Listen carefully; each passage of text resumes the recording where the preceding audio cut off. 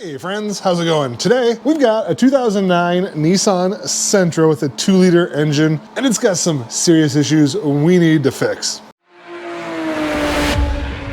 The Sentra here is having a problem where you start it up and it'll like chug and sputter, and then if you just let it sit there, it'll die. It'll stop running. And you can make it run by giving it some throttle and it'll drive and stuff like that, but the check engine light is on, so we went ahead and pulled the codes on that, and it gave us 2 codes. There's a code for a crankshaft position sensor and a code for a camshaft position sensor, so we went ahead and ordered those parts, and I'm gonna show you how to swap those out today. On this car, the camshaft sensor is really easy to get to, so that's what we're gonna start with, reset it, see if that fixes the problem. So this 2-liter does have this cover here. There were a couple bolts that held it on. We already popped those out. We can set that off to the side. And then now, the first one we're gonna do is right here on the top. The camshaft position sensor is right here on the back side of this little bracket underneath this hose.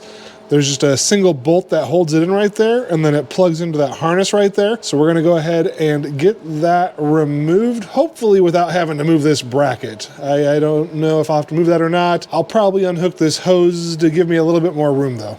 Like I said, I just removed that little hose right there, gonna set it off to the side. Next thing we're gonna do, just a little clip on here. You just depress the top here and it lets it like unlatch, and we're gonna slide that off. Probably have to use 2 fingers to be able to get in there just because it's kind of tight in there right now.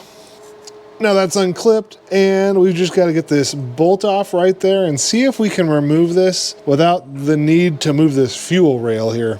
I'll be using a ratcheting wrench here to loosen that bolt to get that out. Much easier than trying to get in there and lift and turn every time.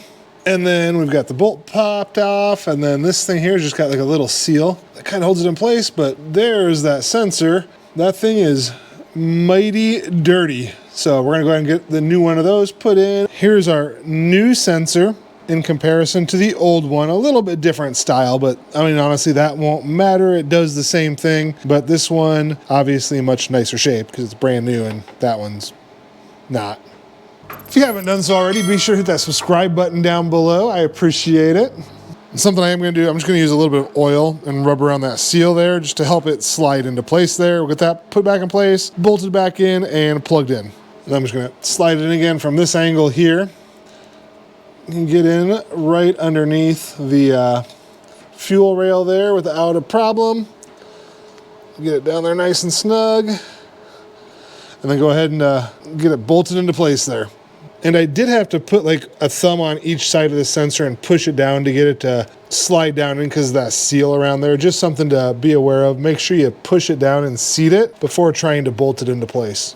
New camshaft position sensor in place. I'll just put this hose back on, put the engine cover back on. And now that the camshaft sensor's done, we're gonna, like I said, go ahead and jump in there. We're gonna reset the code, start the car up, see how it's running, and then if it's still giving us problems or the code pops up, we'll change out that crankshaft sensor.